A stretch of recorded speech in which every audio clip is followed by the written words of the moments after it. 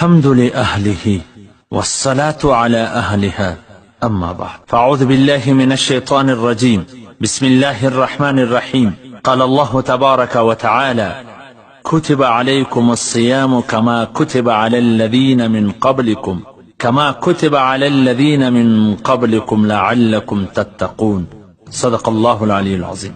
محترم و عزتمنو مسلمانانو رونو د روژې مبارکې میاشته روانه ده او ډیره په تیزی سره روانه ده چې دویمه عشره هم پر ختمېدو ده. دا هغه مبارکه میاشته د عزتمنو چې په دې کې الله جل جلاله د خپلو بندګانو طرف ته متوجه کیږي، خپل خاص رحمت نازلوي، دعاګانې قبلوي، خطاوې معاف کوي او زموږ تاسو سیالي تنافس ته ګوري. د الله د پیغمبر صلی الله علیه وسلم فرمان دی چې ستاسې سیالي او تنافس ته ګوري چې تاسې یو د بل سره په نیک اعمالو کې ځان مخته کړي، الله ته ورښکاره کړي چې موږ داسې په نیکي کې یو د بل سره ځان مخته کوو، الله ته خپله نیکي وروښیي. خو په بده مرغه عزتمنو دغه میاشته زموږ څه د شپې په لهو لعب د ورځې په خوب کې راسه تېره سوه. شیطان د نن ورځې د سبا ورځې اسرې راکوي چې نن مشر و، نن ګپې وکړه، نن بنډارونه وکړه، سبا به بیا سم سې، بل سبا به سم سې، بل سبا به سم سې. در دې د روژې مبارکې ټوله میاشته تېره سي خو زموږ ستاسې سبا رانسي. دغسې بې توبې در دا روژه راووځو. او دا څومره سخته خبره ده چې په حدیثونو کې راځي چې جبرائیل امین علیه الصلاة وسلام رالی، نبی کریم صلی الله علیه وسلم ته وفرمایله چې هغه سړی دې هلاک سي، تباه و برباد سي چې پر چا د روژې مبارکې میاشته راسي او د ده بخشش او مغفرت ونسي. نبی علیه الصلاة وسلام وفرمایل چې آمین. نو ډېر داسې کسان سته چې په دغه میاشته کې هم د بخشش څخه محرومه پاته سي.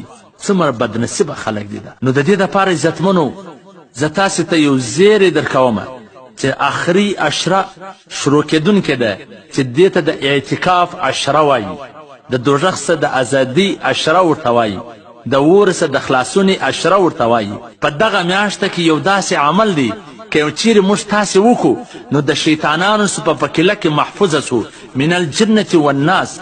هغه شیطانان که د انسانانو په شکل کې وي که د نورو شیطانانو په شکل کې وي د دا ټولو څخه به محفوظه پاته سو او د الله جل جلاله په کور کې په دغه کیله کې به د هر رنګه فتنې د مصیبت او د شرور څخه موږ تاسې وساتله سو، مغفرت او د بخشش اسباب به ترلاسه.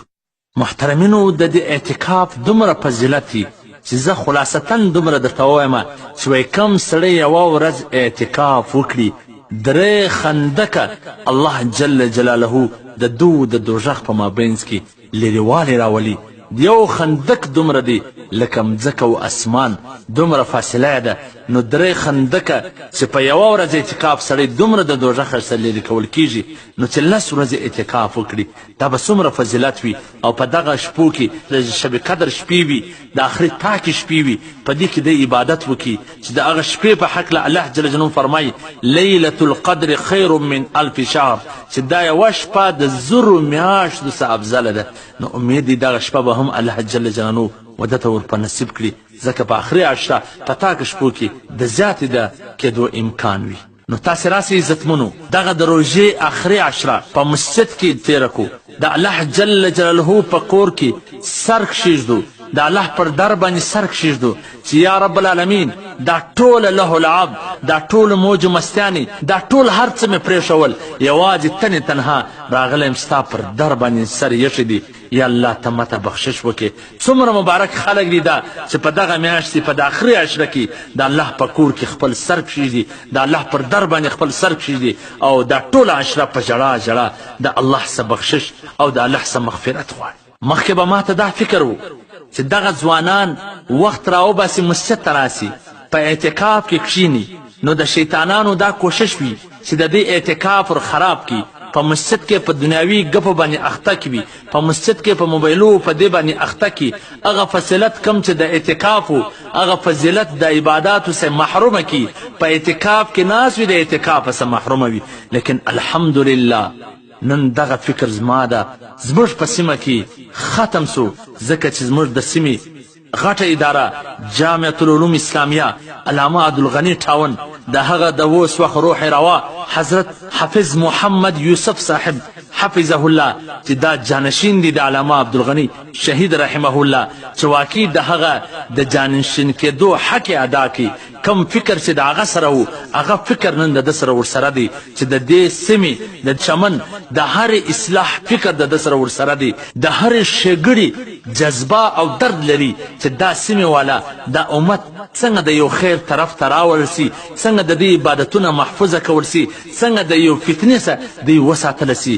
نو پرون مې د هغه سره مجلس و، هغه راته وویله موږ په جامعه اسلامیه علامه عبدالغني ټاون کې یو داسې انتظام ایښی دی چې خلک راځي دلته اعتکاف ته کښېني، د سیمې ځوانان راځي اعتکاف ته کښېني. موږ د هغو دپاره جید علما کرام او غټ غټ مفتیان مقرر کړي دي چې هغه په دیني مسایلو باندې پوه کړي. هغه مفتیان ورته مسایل شي، هغه مفتیان ورته دیني احکام شي، هغه مفتیان ورته د اعتکاف په مسایلو باندې خبروي، هغه مفتیان وقفه پر وقفه اصلاحي بیانونه ورته کوي. نو عزتمنو دا څومره عظیمه موقع ده د دې سیمې د خلکو دپاره، څومره غټ احسان دی د حافظ محمد یوسف صاحب پر دې خلکو باندې چې په داسې حالات کې یو داسې ماحول برابر کړي چې خلک اعتکاف هم وکړي، د اعتکاف فضیلت هم ترلاسه کړي او په مسایلو په دیني اصولو باندې په دیني خبرو باندې هم خبر. نو عزتمنو تاسې راسئ زموږ د دې سیمې ځوانان دا عزم اراده وکړو چې دې کال به انشاءالله تعالی زه د عجیز صاحب د مدرسې په مسجد کې په اعتکاف کې کښېنم چې د دغه مفتیانو د خبرو څخه ګټه واخلم، د دا جید مفتیانو څخه مسایل زده کړم.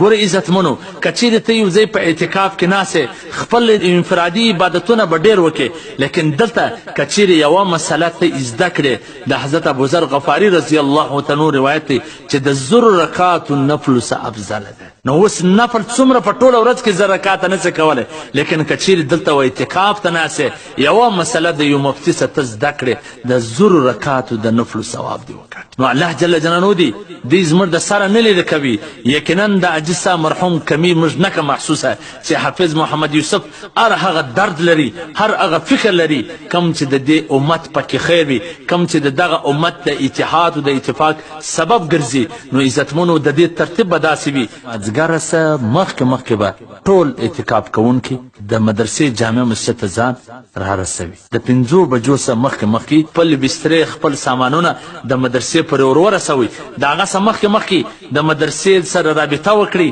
د مدرسې سره د اعتکاف کوم طریقه کار دی هغه ځینې حاصله کړي چې څنګه موږ دلته راسو. نو دوی ډېر ښایسته ترتیب ورته ایښی دی.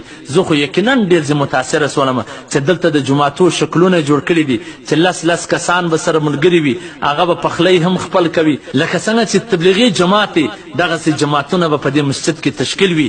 دارنګه به د دې تجوید سره شروع وي، دې ته به لمنځونه ور زده کېږي، دې ته به شرعي احکام ور زده کول کېږي. نو د دې وخت څخه ګټه واخلي، هسې نه شیطان رنګارنګه دیوالونه راته ودروي موږ د دا غټه خیره څخه محرومه کړي. نو عزتمنو یو ځل بیا درته وایم چې تاسې راسئ د دغه مدرسې جامع مسجد کې دلته په اعتکاف کې کښېنئ چې د مفتیانو څخه ګټه واخلي. دلته به د دغه اعتکاف څخه ته دومره ګټه واخلې، دومره استفاده به وکړې چې تا به په ټوله کال باندې هم نه وي کړې. الله جل جلاله دې موږ تاسو ټولو ته د اعتکاف کولو توفیق راکړي.